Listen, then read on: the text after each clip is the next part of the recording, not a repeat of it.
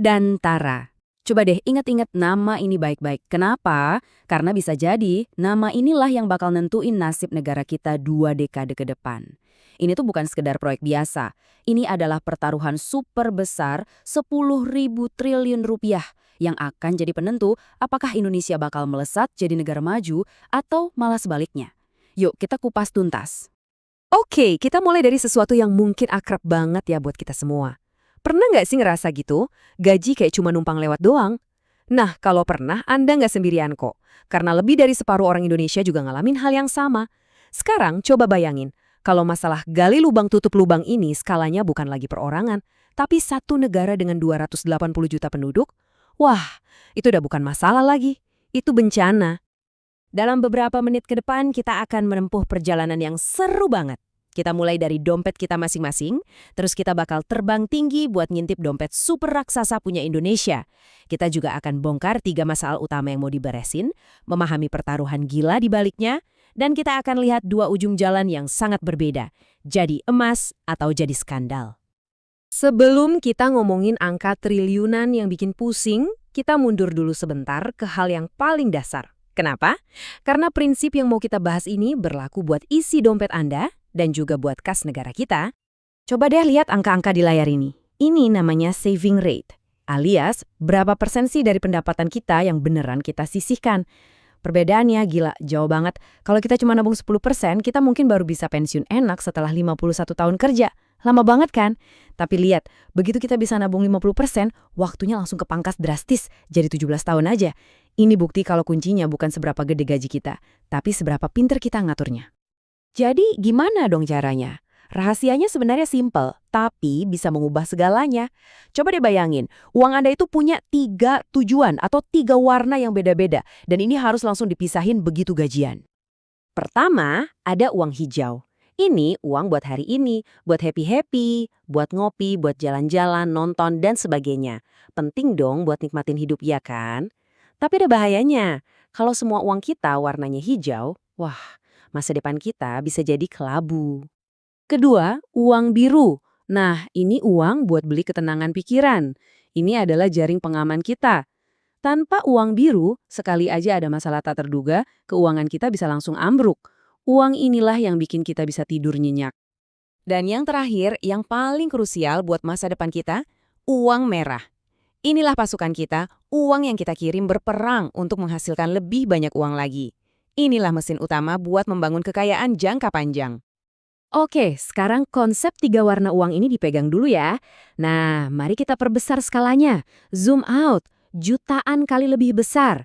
Kalau satu orang aja butuh strategi keuangan biar selamat, gimana ceritanya dengan satu negara yang penduduknya 280 juta orang? Disinilah cerita tentang Danantara dimulai. Oke, mari kita kenalan sama Danantara. Anggap aja, inilah rencana tabungan dan investasi super raksasa untuk seluruh bangsa Indonesia. Inilah dompet super kita. Dan kita ngomongin angka yang jujur aja susah banget buat dibayangin. 10.000 triliun rupiah. Nolnya ada berapa tuh? Biar ada perbandingan, angka ini lebih besar dari dana abadi milik Singapura, Temasek, yang udah terkenal seantero dunia. Ini adalah pertaruhan dengan skala yang belum pernah ada sebelumnya dalam sejarah kita. Jadi, apa sih sebenarnya Danantara ini? Gampangnya gini. Bayangin semua aset dari BUMN raksasa kita, PLN, Pertamina, Telkom, dan lainnya, dikumpulin jadi satu ke dalam sebuah entitas investasi nasional. Filosofi namanya juga dalam banget. Daya itu artinya energi. Anagata itu masa depan. Jadi, Danantara adalah energi untuk masa depan Nusantara. Keren ya? Misi resminya juga kedengeran sangat ideal. Coba deh perhatiin kata-kata kuncinya. Profesional, transparan, dan yang paling penting, tujuannya untuk kesejahteraan rakyat. Ini bukan sekedar kalimat manis di website loh, ini adalah sebuah janji. Dan janji inilah yang nantinya harus kita tagih bersama-sama sebagai rakyat. Dan ini dia nama-nama yang dipercaya buat mengemudikan kapal super besar ini. Ada tim direksi, dewan pengawas, sampai dewan penasihat yang isinya tokoh-tokoh penting di panggung ekonomi dan pemerintahan Indonesia. Pertanyaannya, kenapa sih kita butuh dana segede ini? Buat apa? Jawabannya adalah karena negara kita ini punya 3 masalah besar yang fundamental dan saling nyambung satu sama lain. Bisa dibilang ada 3 bom waktu yang harus segera kita jinakkan. Pertama, soal kesehatan. Stunting itu nyata dan bisa merusak potensi otak generasi penerus kita. Kedua, pendidikan. Anggarannya luar biasa besar, tapi kok hasilnya belum optimal ya. Ketiga, pekerjaan. Mesin industri kita seolah-olah melambat, bikin jutaan anak muda susah cari kerja yang layak. Nah, disinilah Danantara diharapkan jadi pahlawannya. Dana raksasa ini bukan buat dihambur-hamburkan ya, tapi akan diinvestasikan secara tajam ke sektor-sektor yang dianggap paling strategis untuk memecahkan 3 masalah tadi. Dan ini dia rencana permainannya. 4 pilar investasi. Energi baru dan manufaktur canggih buat apa? Buat menciptakan pekerjaan yang berkualitas. Food estate buat apa? Buat memastikan gizi anak-anak kita terpenuhi dan membereskan masalah kesehatan kayak stunting. Dan hilirisasi buat apa? Biar kekayaan alam kita bisa diolah di sini dan keuntungannya bisa dipakai buat mendanai pendidikan yang jauh lebih baik. Tujuannya satu, menciptakan efek domino positif ke seluruh negeri. Tapi, disinilah kita harus berhenti sejenak dan tarik napas dalam-dalam. Karena di balik semua janji manis dan rencana keren ini, ada resiko yang sama besarnya. Dan antara ini ibarat pedang bermata dua. Satu sisinya bisa membawa kita ke puncak kejayaan, tapi sisi lainnya bisa menjerumuskan kita ke jurang kegagalan. Skenario terbaiknya, kita semua pasti mau Danantara jadi mesin pendorong menuju Indonesia Emas 2045. Masalah-masalah inti kita beres.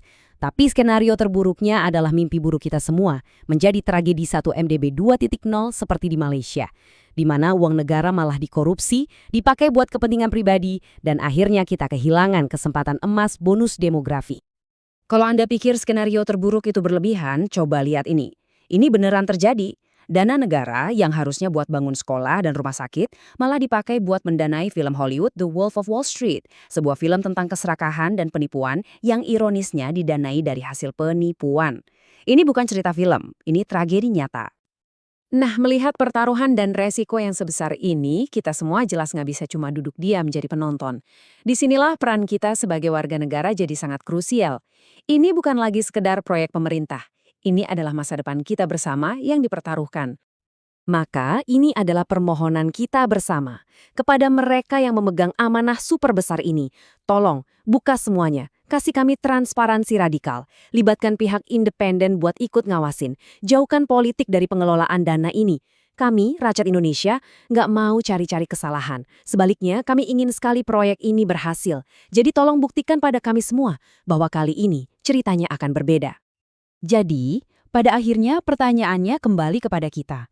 Akankah Danantara menjadi kendaraan emas yang membawa kita ke tahun 2045 dengan bangga? Atau justru menjadi batu sandungan sejarah yang akan kita sesali selamanya? Jawabannya ada di tangan para pengelolanya, tapi juga ada pada kita semua. Seberapa kritis kita bertanya dan seberapa tajam mata kita mengawasi. Karena ini adalah masa depan kita bersama.